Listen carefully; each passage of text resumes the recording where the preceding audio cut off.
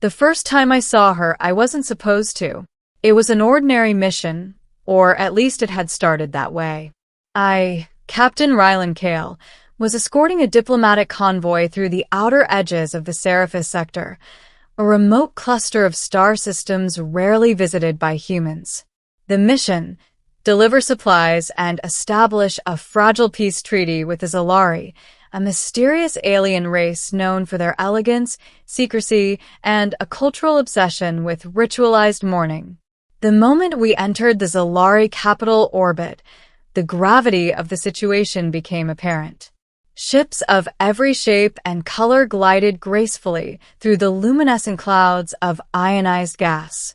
At the center, hovering above the crystalline city, was the palace of the late matriarch Vela, recently deceased under circumstances the human embassy described as ambiguous but politically significant. It was there I first saw her, Solyara. Her long, iridescent hair shimmered like liquid silver under the twin suns, and her eyes, a deep violet that seemed almost impossible to focus on, met mine for the briefest of moments across the vast ceremonial hall. She was the matriarch's widow, or rather, she had been married to the late prince of the Zalari, a union dissolved tragically by the prince's untimely death. Rumors whispered that she was aloof, unapproachable, and perhaps even untouchable, as many of her people feared her unmatched intelligence and uncanny foresight. I was assigned to act as a liaison. My job was purely formal: observe, report, and ensure that human-Zalari relations remained cordial. But I quickly realized that Solyara's presence altered everything. Diplomats froze mid-sentence when she entered a room. Even the palace guards bowed lower than protocol required. There was a gravity to her that no one could ignore. Our first real encounter came unexpectedly. I had wandered into the palace archives, a vast, cathedral-like chamber filled with holographic data streams and ancient tomes, while trying to escape the suffocating formalities of the reception. There she was, alone, studying an ancient text that glowed faintly in her hands. "I didn't expect humans to find this interesting," she said, her voice like a song woven into wind chimes. "I wasn't looking for anything specific," I admitted. "I just wanted some space." Solyara's lips curved into the faintest smile. "Space." Humans seemed to need it as much as the stars. That was the start of something unexpected. She didn't seem to treat me as a diplomat or an outsider. She spoke in riddles and questions, challenging my assumptions about logic, morality, and even emotion. I, in turn, told her stories of Earth, its chaotic politics, its small triumphs, its vast oceans. Somehow, in that unlikely chamber, among centuries of alien knowledge, an unspoken connection formed. Weeks passed. I found myself looking for excuses to meet her. Each encounter peeled back layers of grief and ceremony. She spoke of her late husband, yes, but never with bitterness. Instead, she spoke of love, regret, and the weight of promises unfulfilled. I began to notice how often she lingered on human concepts: friendship, loyalty, even humor, and how much she seemed to crave understanding from someone outside her world. Then came the day that changed everything. It was during a state banquet. The palace shimmered with alien light, and dignitaries from across the sector had gathered. I had been seated at a corner table, trying to remain invisible, when I saw Solyara rise from her seat. She walked toward the central dais, her presence commanding silence. Then, to my astonishment, she addressed me directly. "Captain Kale," she said, her voice echoing with a resonance I had never heard before, "I have observed you closely, and I find your honesty unusual."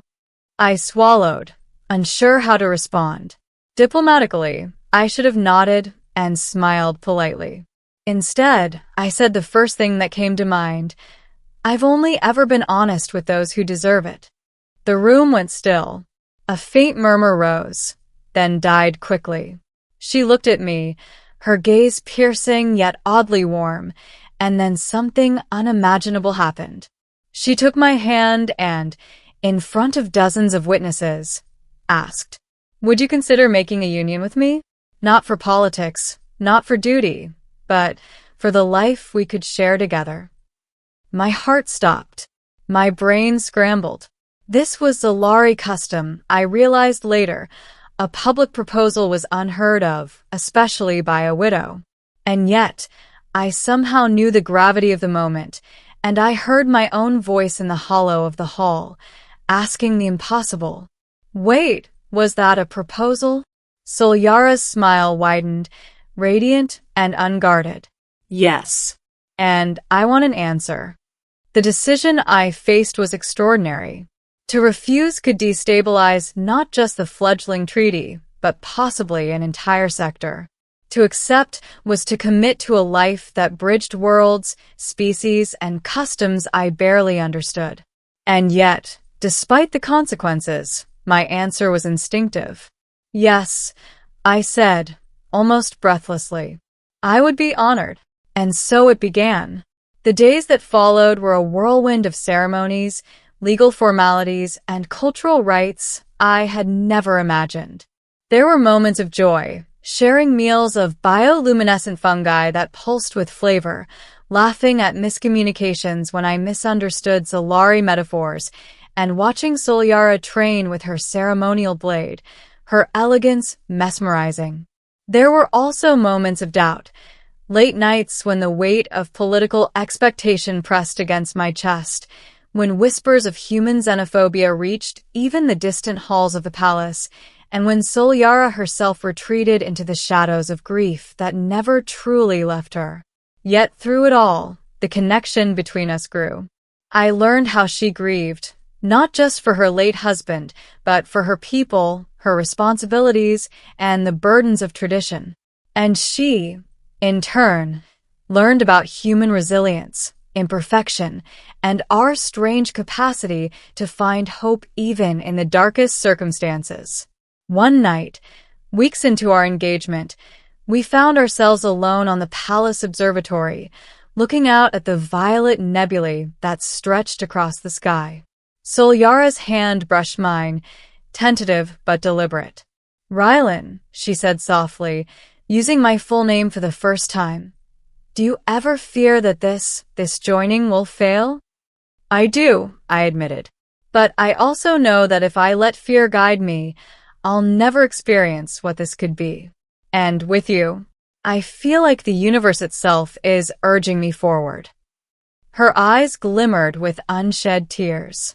"I have never trusted anyone with my life, not fully. But I trust you." That night, under alien stars and ancient rituals, we shared our first true moment of intimacy, not just physical closeness, but the merging of two very different worlds, two very different hearts. And though the palace had been filled with intrigue, politics, and mourning, in that moment it became something simpler, a home. The true test came unexpectedly.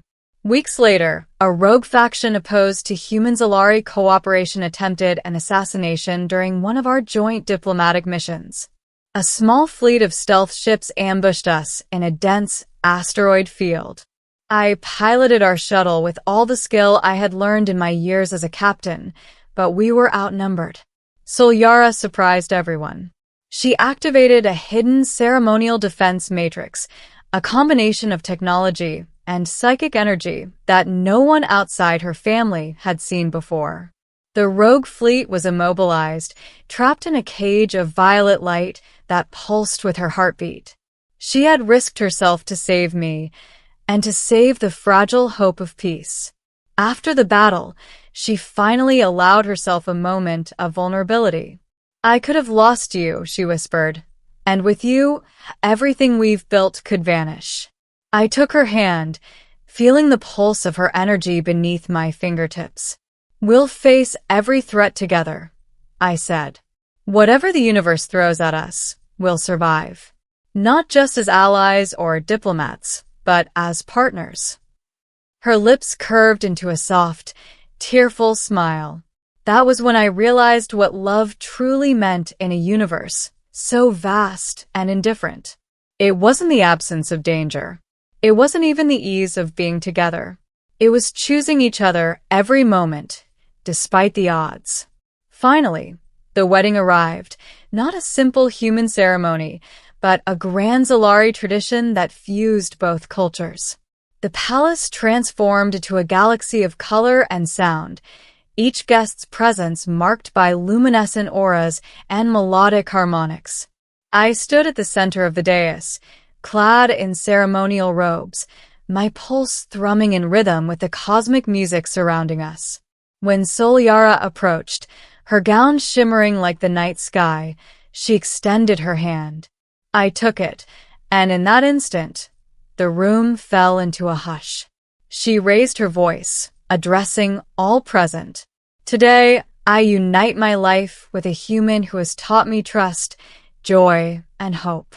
Let our union be a beacon, not just for love, but for peace. I echoed the sentiment, speaking words I had rehearsed only in my heart.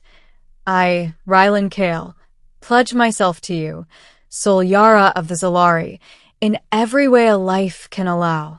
Together, we will navigate the stars, the dangers, and the wonders of this universe.